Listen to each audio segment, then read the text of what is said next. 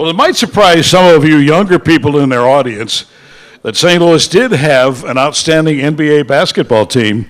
Before the Blues, before football Cardinals, there was the St. Louis Hawks. 59 years ago, the Hawks beat the celebrated Boston Celtics for the NBA championship. The captain of that team was Charlie Scher. Charlie was the big man. At 6'11", he could block out the sun. He was not going to win any scoring titles, but he was the ultimate team player. The team's success was built around players like Charlie. A great rebounder, a great defender. He went to Bowling Green University and holds a very unique NBA distinction that Greg Marisek will tell you about. To give you a taste of the NBA 60 years ago, watch these brief video clips. Not the best quality, but it'll give you an idea of the game back then. There's Selby again. Now big Charlie Scher. Out to Bob Harrison, whose one-hander rims the basket. Felix rebounds for the Knicks. Dick McGuire hurries it down court. Over to Gene Shue at the side. Bullseye. Watch the smooth pass work by the Hawks as they work it in close. Chuck Scher wheeling and dealing. St. Louis moving that ball. The feed is to Scher for a roundhouse hook. Here's a floor view of the Knicks at work. Kenny Sears jump shooting nicely. That's Selby, number 28. Chuck Cooper, number 15. Into Scher, who passes to Harrison. Bob comes down the middle. When the rebound is bucketed by Ricketts, St. Louis leads at halftime. That'll give you a little idea what the NBA looked like 60 years ago. Charlie died 5 years ago, but his wife Rose is here tonight to receive his Hall of Fame plaque. Rose, will you please come up? Rose, thank you. Now, we have a very special treat tonight to talk about Charlie, and if you watch the video, it'll give you a clue as to who is here to pay tribute to Charlie. And we can roll that video. Oh my goodness, look who it is. The greatest Hawk of all time, maybe the best NBA player in history. His name is Bob Pettit. Come on up, Bob.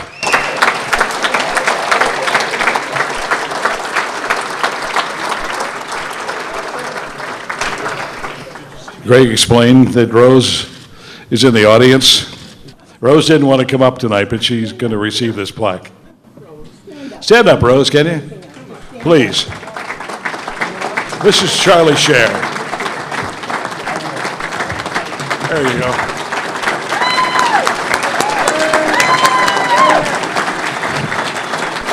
Greg Marisek will be talking to Bob Pettit, who's a great friend of the Hall of Fame. Bob's been back several times, and we're delighted that he could come back tonight to talk about Charlie Scher.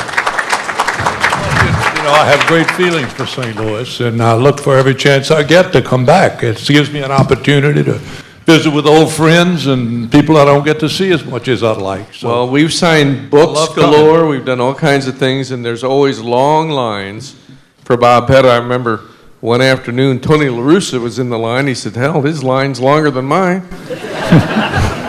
So anyway, Bob, let's talk about it. When did you meet Charlie and your impressions after playing with him a few games? Well, I was drafted by the Milwaukee Hawks in 1954. And some of you can't remember, add up the numbers, but that's been a long time ago. And we went to Detroit for the training camp, and Charlie was already there. He was the center on the team. But when I got there, and Red Holzman was our coach, and Red took one look at me and said, we got a center. Charlie Scher, you're a forward. Get outside. So that was the beginning of it. But, you know, it was Charlie was a... You know, it was a pleasure to step outside and to play with him. He was just a wonderful teammate. We had several players. Charlie led them that were willing to sacrifice their own points and scoring to set up Cliff Hagan and Bob Pettit. And all they cared about was winning. And we had, you know, Charlie led that group. Slater Martin was also the exact same way. So we were very fortunate with the team in those days that they were willing to to not worry about their own particular individual statistics, but just to see that we won. And you know, Charlie was a tremendous blocker. I mean, he'd set up screens. Cliff Hagan asked me this morning to say congratulations to Rose and all the Hawks family that's here tonight, because, again, he said, Bob and I don't score anything without Charlie. Well, that's exactly right.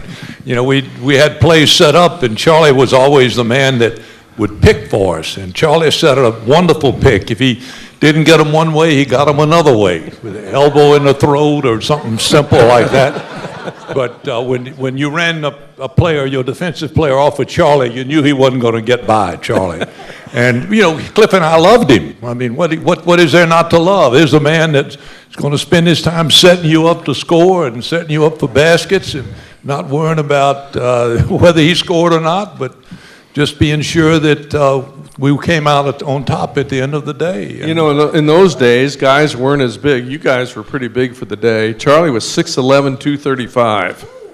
And that was a big man in those days. By the way, Ron saved for me a couple of key stats. Charlie Scher was the first player ever drafted in the history of the NBA. Period. Number one, right? Number one from Bowling Green. Bob Cousy was third. I don't know who the other guys were, but he was the first draft choice in the NBA history. Was he picked by the Celtics? He was picked by the Celtics. They moved him to Fort Wayne, and he ended up in Milwaukee. Yes. And we spent 1 year together in Milwaukee and moved to St. Louis. That is correct. So what made him so popular and have such respect by the team to be named the captain? Well, you know, he'd been there. He was a leader. We all looked up to him. He was, you know, his nickname was Lovable. That's what remember that about him. But everybody had a great respect for Charlie, and he was a natural person to become the captain of the Hawks and become the leader of the team. And there was never any doubt who it was going to be, and there was never any competition. It was Charlie Scher. He was the man. You know, Charlie had a couple other unique opportunities because the Milwaukee Hawks were so bad, the NBA used them like an experimental pig because they experimented with a 12-foot basket. And Charlie was in that game. They thought the 12-foot basket would slow down the ability of the big men to dominate the game. Well, guess what? It made it easier for the big men, and the little guys couldn't get the ball to the basket. So they played it one time and said, nope, that's not going to work. Well, Charlie, the team was so bad in Milwaukee. I think we won 22 games and lost 50-something. So it was a pretty grim winter. And Charlie and I were walking down the street one day, and a lady came up and looked at us and says, "Are you boys with the Hawks?" And Charlie said, "No, man, we're with Ringling Brothers."